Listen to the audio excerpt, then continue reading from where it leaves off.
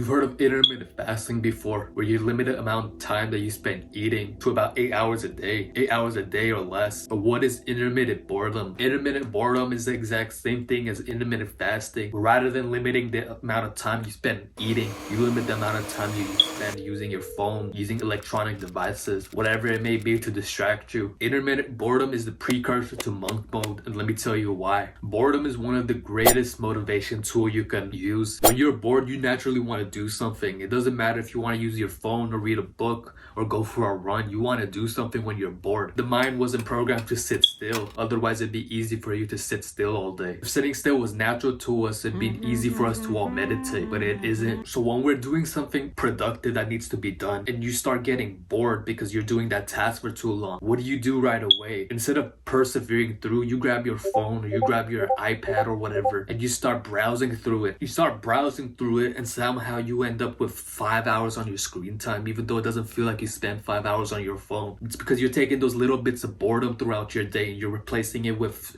screen time usage, using your phone or watching TV. And I've had this issue too myself, where I'll try doing some homework for school. I'm writing an essay and all of a sudden I get this urge to just grab my phone. Even though there's nothing for me to do on my phone, I just grab it anyway and just start mindlessly scrolling. I'll open that notes app and look at my notes that I made 2 years ago. I'll open the settings app and just look at all the settings on my phone, read all the terms and conditions, and just waste my time reading something that has no value to me. This is where intermittent boredom comes in. Just like intermittent fasting, rather than limiting the amount of time you spend eating, you want to limit the amount of time you spend using your phone, using your laptop, using a device that has no purpose to you unless you really need it, like making a work phone call or answering a business email. That's a top priority. Other than that, you do not want to touch your phone at all. Right now, I'm using my phone to record this video, but once this video is done, this phone's going back in the drawer over there. You limit your screen time to about 8 hours per day. Set 8 hours as the minimum when you first start out. Don't go any lower. You can work on that the more you practice it,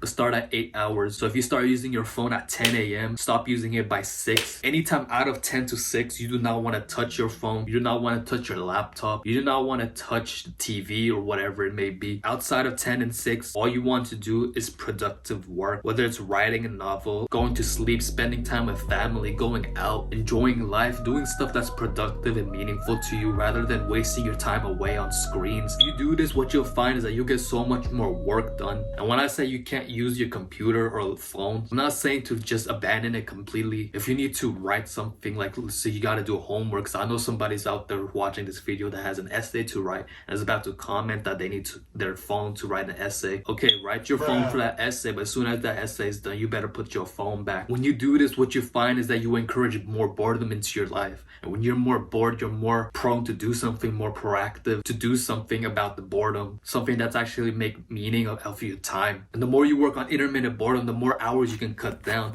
Just like intermittent fasting, you might go from eating 8 hours a day and not eating for 16 hours. Then you lower that down to 6 hours a day of eating. Then you lower it down to 4 until you're doing OMAD or something, or you want to fast for 3 days straight. Take that same concept and apply it to intermittent boredom. You might be using your phone for 8 hours a day. Limit that to 6, then limit it to 4, then 2. Then eventually what you want to do is get into monk mode when you're not using it at all, if that's the goal. There's nothing wrong with being unproductive, don't get me wrong. Yes, there should be a balance between unproductivity and productivity, but you want to balance it out in a way where you're doing more productive work than unproductive work. And that's where monk mode comes in. But the problem with monk mode is that you're going from somebody who uses the phone all day, somebody who's addicted to the internet and can't stand using some form of electronics for more than an hour. This person who tries to do monk mode, they're going to fail miserably. You don't want to go from 0 to 100 like that. Some people could do it, but you're not that person. Average person can't go from 0 to 100. They can't go from a life of internet addiction to complete monk mode. I couldn't do that, and chances are you can't do that either. So you want to ease into it. Start with intermittent boredom, then work your way into monk mode. It's a challenge 100%. If you're satisfied with intermittent boredom,